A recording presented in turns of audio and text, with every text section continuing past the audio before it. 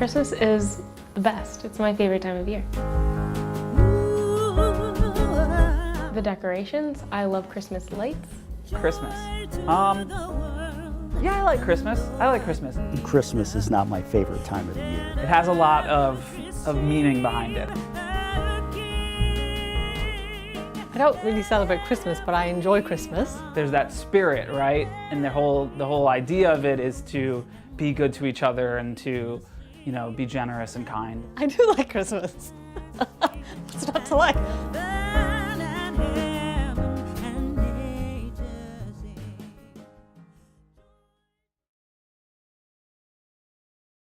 My earliest memory of Christmas.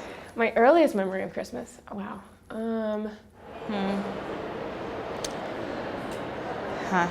My earliest memory of Christmas? Oh man, I know it precisely. One of my early memories of Christmas, I got Tecmo Super Bowl. Yeah, my earliest memory of Christmas probably when I was around 6 years old. I remember getting dressed up. Everyone gets really dressed up, like we're actually going out somewhere even though we're just going to someone's house. We go and we wait around till midnight, and then at midnight Santa comes. I remember waking up in the middle of the night and hearing someone downstairs. I was at least 5, 6. I swore it was Santa Claus. They come, they get dressed up, and everyone's like, oh my God, Santa's coming. And then Santa comes down the steps and hands out gifts for like 5 minutes before he gets too hot in his suit and has to go. And I heard someone downstairs, took a peek, the cookies were missing. And I was like, it's gotta be Santa Claus. Years later, I realized that maybe my dad came downstairs for a midnight snack. It would probably be 8 o'clock Christmas Eve, and there'll be about 5 boxes under the tree or something. And then we'll come down and it's just presents covered. But it was nice to think that it was Santa Claus, Saint Nick. I got the Nintendo system, like the original Nintendo, and you know, it came with like Duck Hunt and Mario Brothers. But that's not why I wanted Nintendo. I wanted Nintendo for the Tecmo Super Bowl. All my friends had it. I wanted to have it. And it got to my last gift, and it was one of those boxes that, you know, is like a clothing box. And I opened it, and it was like a sweater from grandma. And I was like so shattered and disappointed. And as I pulled the sweater out fell Tecmo Super Bowl. There was this game that came out. You shot these metal balls, almost like air hockey, but it was a smaller with a metal ball in between that would roll, and you'd shoot these metal balls at this ball and try to get it to it.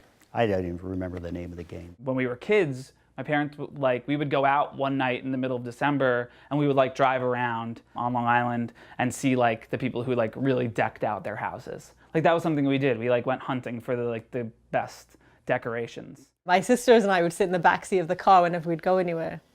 And we'd have this competition, like, hey, you look out that side of the window, I'm going to look out this, and we're going to count the Christmas trees. Every year my mom still would always tell us the story of Christmas. You know, the night Jesus was born, and you get the stories about how everyone came bearing gifts, and the story of Mary and Joseph, all the fun stuff.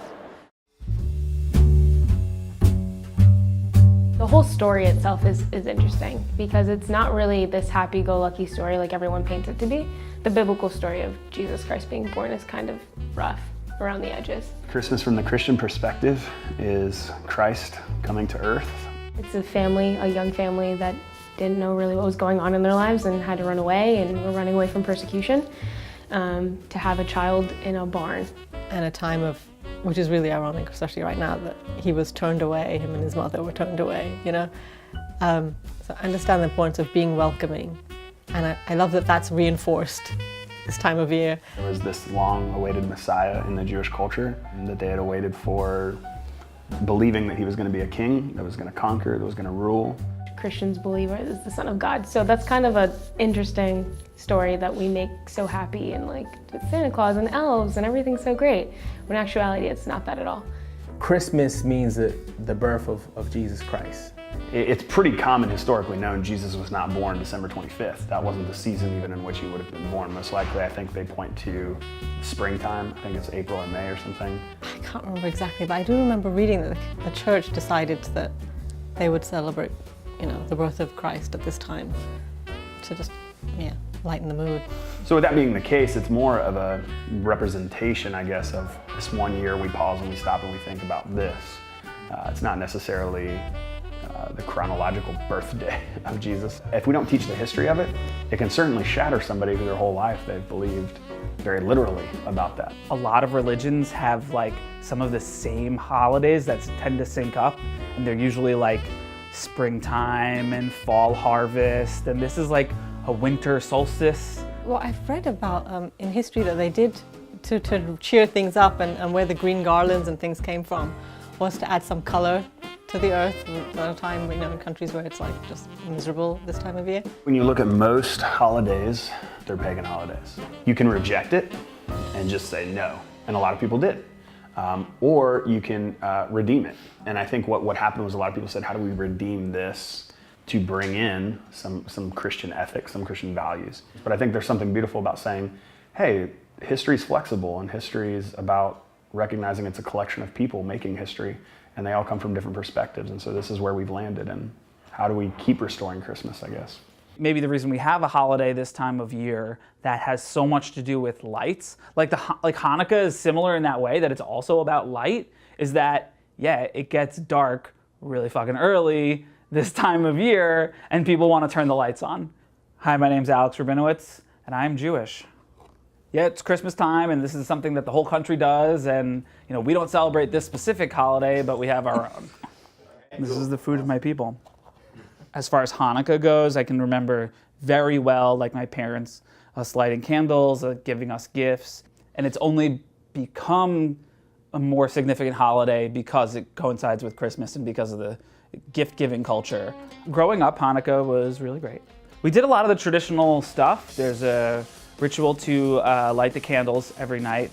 You have a Hanukkah, or also known as menorah. So the first night you light one candle, second night you light 2 candles, and so forth on to the 8th night. You do that right at sundown for every night, for each of the 8 nights of Hanukkah. We would make latkes, which are potato pancakes, donuts, jelly donuts. The common theme there is oil. The story of Hanukkah is a small group of Jewish fighters, the Maccabees, were revolting against the oppressive government at the time, and they only had enough oil to light the candles for one night, and then it ended up lasting 8 nights, and it was a miracle. And that's the miracle of Hanukkah.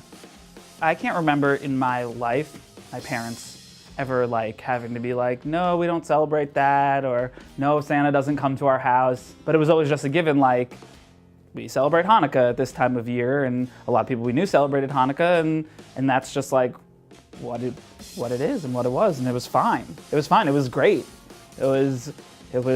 We get, as kids, you're excited because it's 8 nights of gifts, and there's none of the BS around the myth of Santa. It's just oh yeah, our parents give us gifts. There's no trying to be like, Santa gave you a gift, and then when you're at a certain age, you find out that there is no Santa. There's none of that. It's just yeah, there's no Santa. It's just our parents.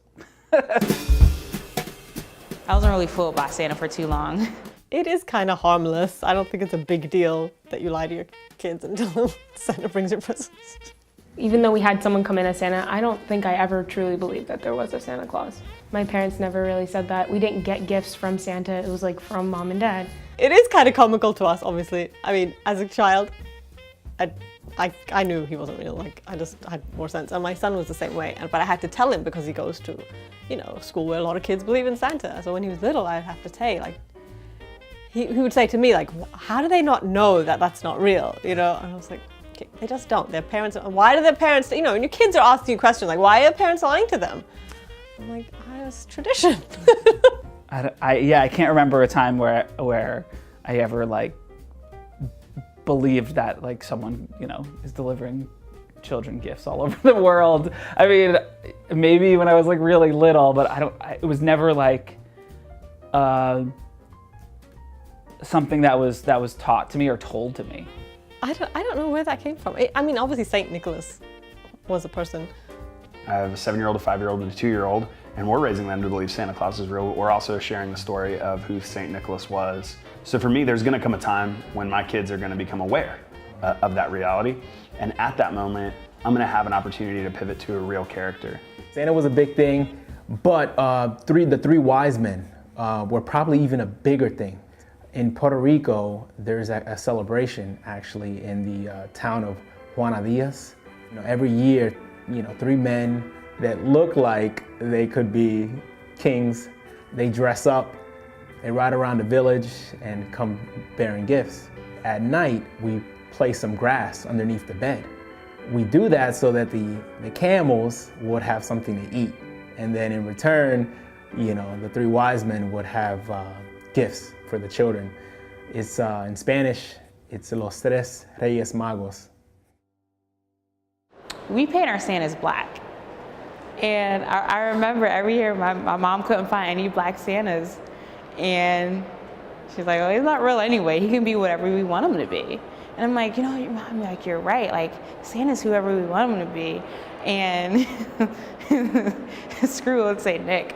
And we would we would paint our Santas black and put them all around the house, getting Santa Claus, getting some brown nail polish.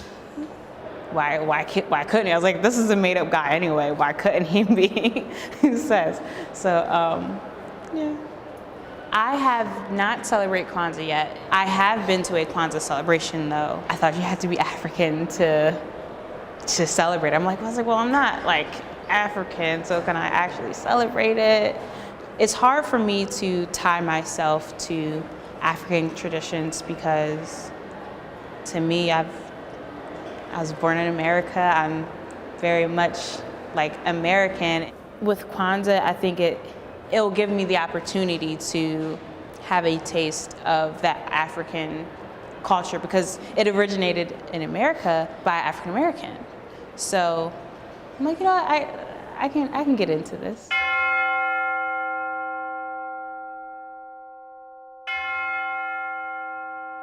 It was about an hour or so before Christmas Eve, and this car just started opening fire. My dad pushed my brother out of the way, and he got struck in his arm, and I believe it traveled into his chest. He died on the scene.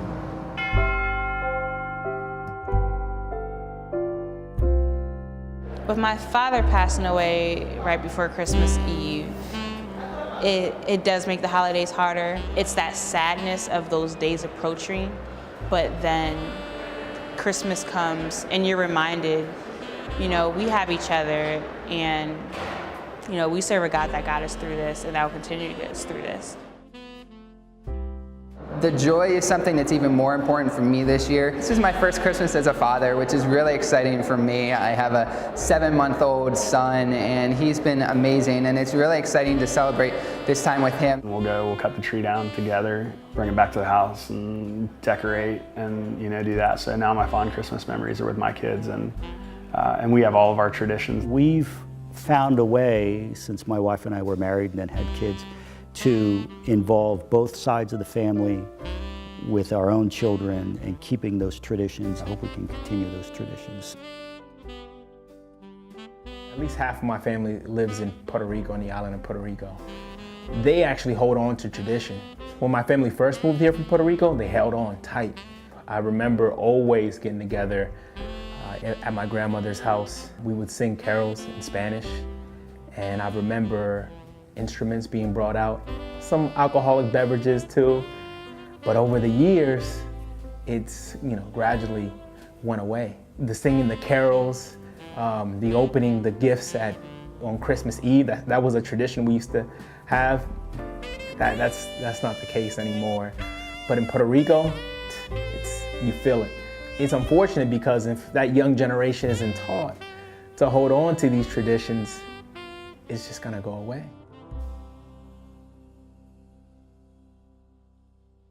Sometimes people bring their friends, so it could be like 40 people in someone's house for Christmas. And every year the family gets bigger and bigger and there's always more babies, so it kind of just keeps growing every year. So every time I told people that I got together with my family on Christmas Eve and, waited around till midnight for Santa Claus to come, no one had any idea what that meant. Most people go to sleep early on Christmas Eve so that they can wake up even earlier on Christmas Day. But our celebrations kind of last multiple days. Anything that brings that family together, whether it's Christmas, whether it's Easter, whatever those traditions they can hold on to, getting together on Thanksgiving, getting together on Christmas Day, getting together on Easter Sunday. That part of Christmas is good. getting the families together, and even if it's just to have a meal, you know.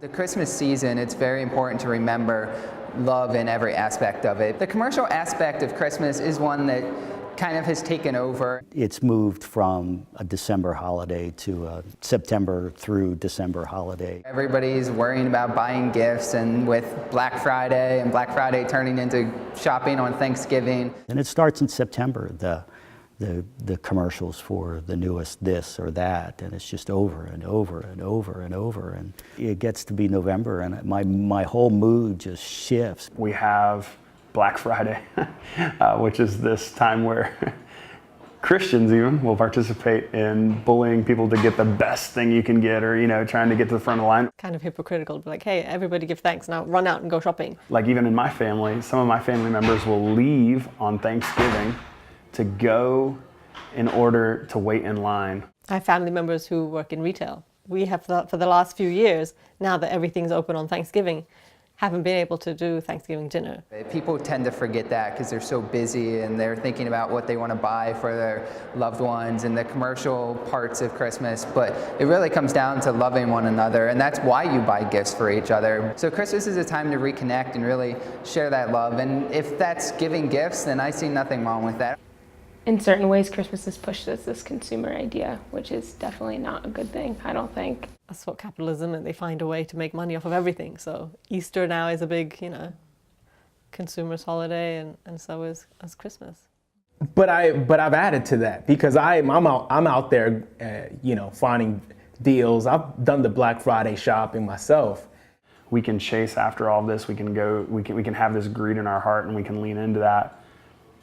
But it often isn't satisfying. I try to get more thoughtful gifts and do less shopping. Create something. That's something a little bit more meaningful, Last year for my mother, I made a scrapbook for her. Something cool, that remind our family members, our loved ones that we care. We were never taught to be bratty, and whether you hated something or not, you just were thankful that you got something from someone.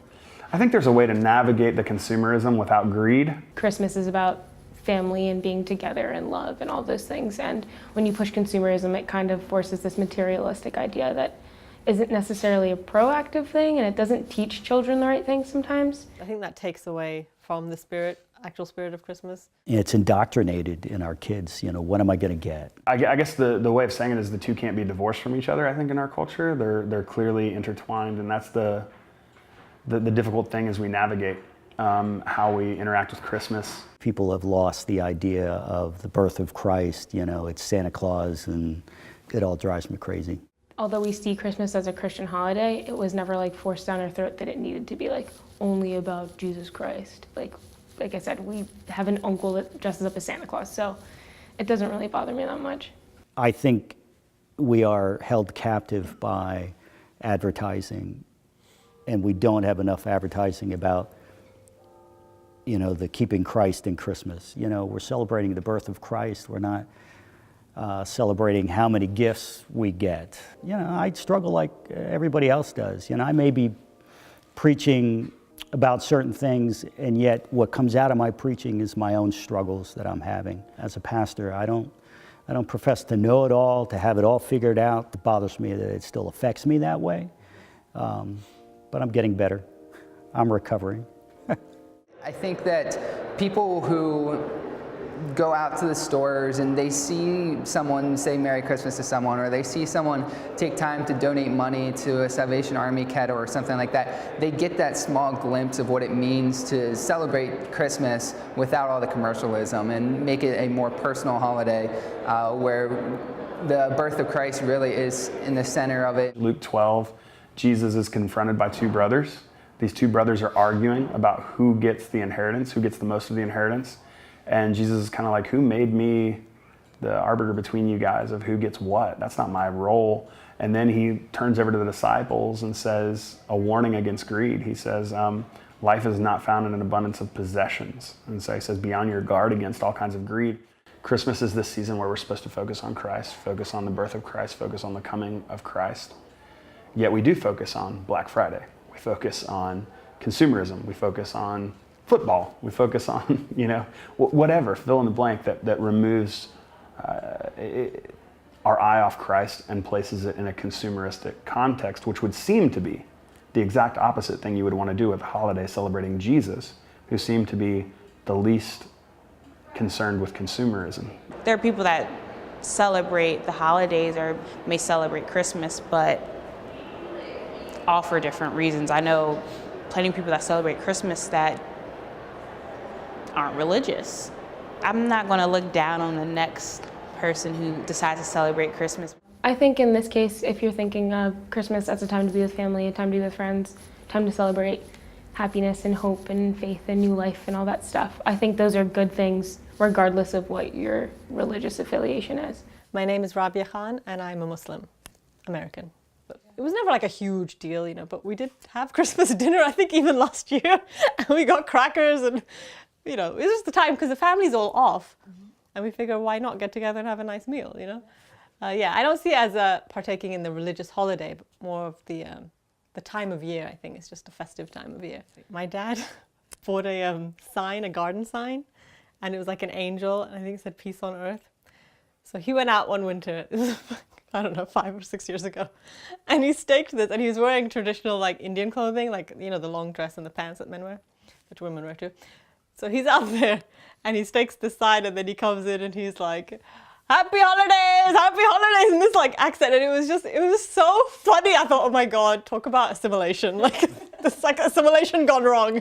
It was so funny, and he was so sad when that sign like got destroyed and some storm came, and just like the whole thing broke. But try to say I celebrate the New Year, which is why I have the decorations up. So I do a New Year's party every year, and since it's around that time, I just figure I'd start early with the decorations. And my family, jokes about, we know what the decorations are for, but it's pretty. I like sparkly things, so. My wife and I will go and we'll see the sweet lights at Hershey, where they, the big light installations. We'll go to the Christmas tree at Rockefeller Center. I took them to New York City. I wanted them to see the lights and like the tree. We went ice skating and stuff. I know some Christians that celebrate Christmas and don't hang up a tree. I know of people grew up Jewish, had a Christmas tree. Like, that exists. I do have friends who are non-Christian, and they have trees in their homes. I have Muslim relatives who put trees up. It was just like, oh yeah, we have a tree, like everyone else in our town has a tree. Like, we had a tree growing up. I was like, okay, I guess that's a thing. Ultimately, I know why we celebrate Christmas, and that it is about, the day Jesus was born. But for some people who may just grow up like Christmas is just a time where we get presents and we get together.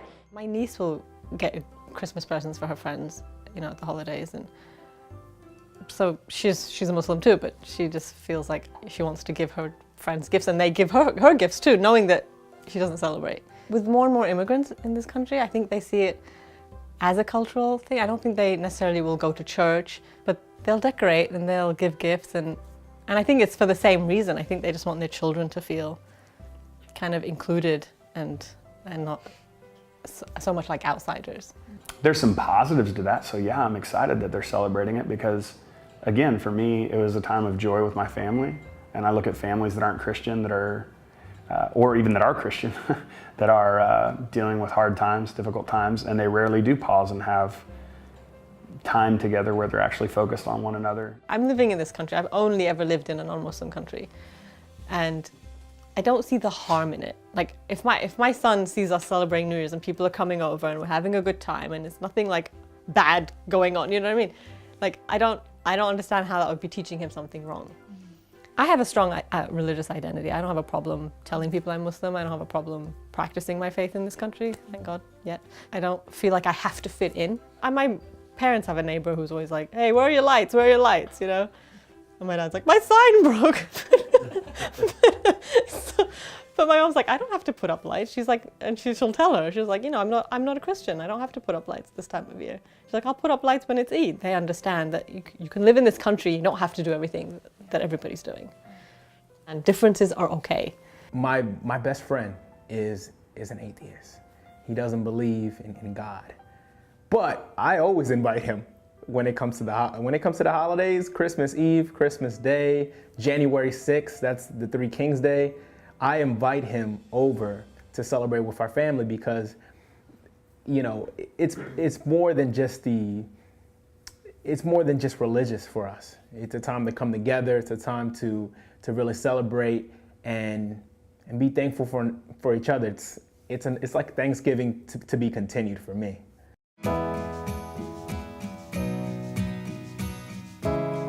This is a unique experience, a unique time where the divine becomes human.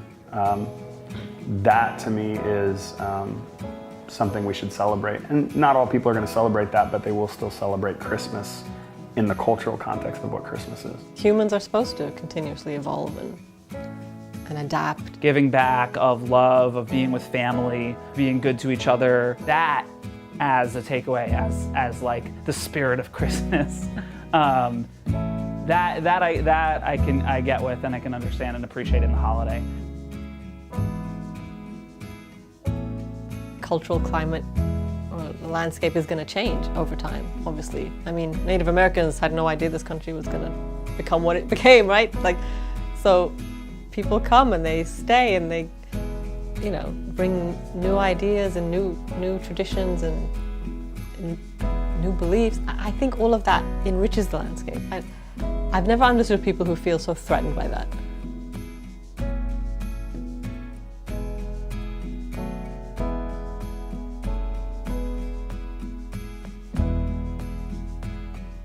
Happiness or excitement, that's an emotion, but joy is something that you can carry throughout your life on a daily basis.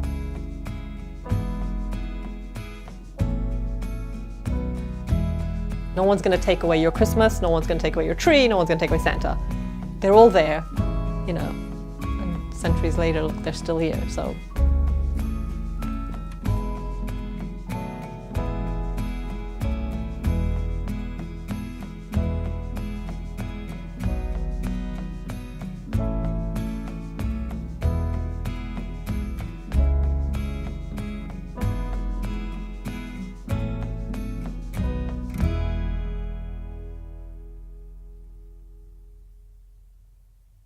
And it has eight candles, 8 spots for candles, and then the oh man, I can't remember. This is bad.